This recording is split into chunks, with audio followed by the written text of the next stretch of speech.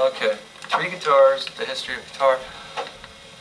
Welcome to Tyler Guitar Shop here in lovely downtown Tallahassee, where the members of the Interpreted Skills 2 turtle saving team will be walking through with you, the history of the acoustic guitar in the United States.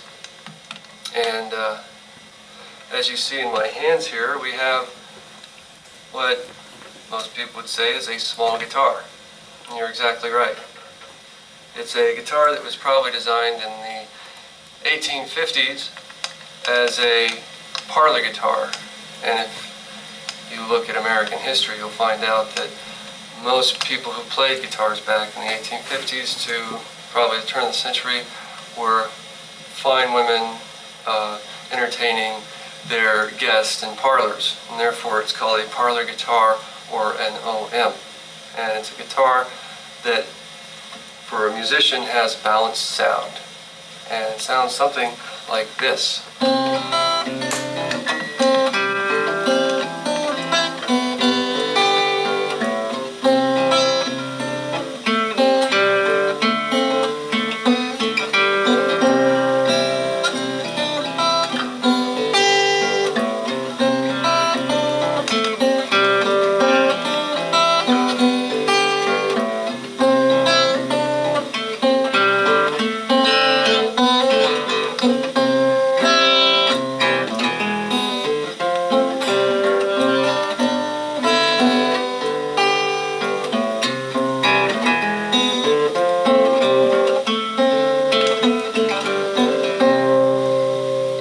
And if you listen to that sound, all strings are playing at once, and it's a balanced sound. It's a style of music that was popular really back around the turn of the century in the United States, long before the folk revolution, the bohemians, the rock and roll, and therefore was perfect for this guitar. As you can see, in one quick move, my guitar has really grown in size. This is the other guitar that evolved probably in the early 1900s with a different phase in American music. The blues movement in the Delta region of Mississippi came forward, and so did this guitar. A lot of the old blues guitars back then found that that parlor guitar that we first saw was just not big enough to give them the kind of sound they would use. So they went for a bigger body and more volume that would come out of that body.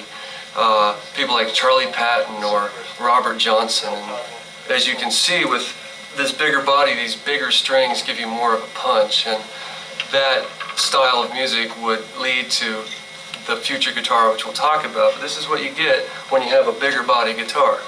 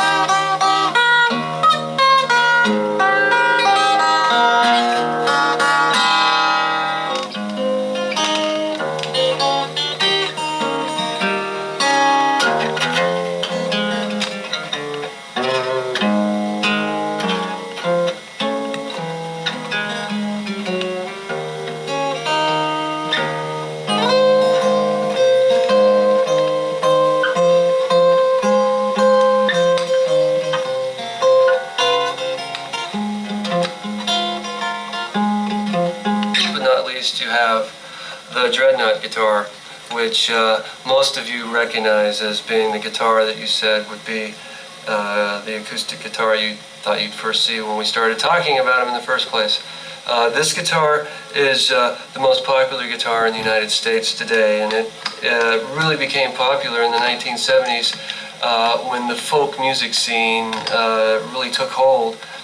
But actually, its source is also back prior to World War II, and it gets its name, Dreadnought, from the Martin Guitar Corporation from Nazarene, Pennsylvania.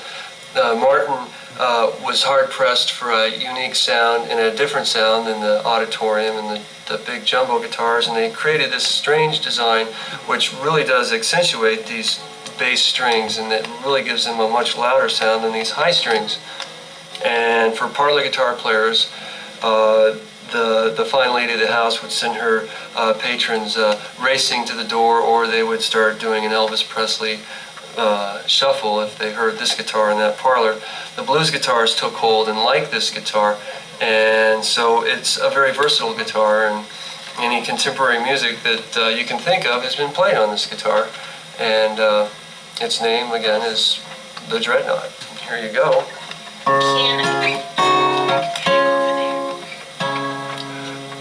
Not through. Here we have. Sorry, I just gotta look over something. We're on. I can see that. This is. Are you ready, John? Yeah. The Dreadnought guitar that was created by the Martin Guitar Corporation back in the early 30s, but you probably recognize it as being a guitar that you most see when you think of acoustic guitars, because that's exactly what it is. Most people don't play those old auditoriums anymore, and most people don't play the jumbos. Most people do play these. This guitar was popularized in the 1960s and 70s by the big folk music scene in the United States, which in the 1990s has come back in full force. So you'll see lots of these, and it has a nice sound. It's a very versatile guitar, covering small settings and large settings. It does have louder, deeper strings, but you can play anything from that more folk and bluegrass country music on it, and you can also play more of a blues music on it, and you can play good old rock and roll on it. It's the jumbo. Very good sound, and one that Robert Johnson, for instance, played in the Delta region. Oh.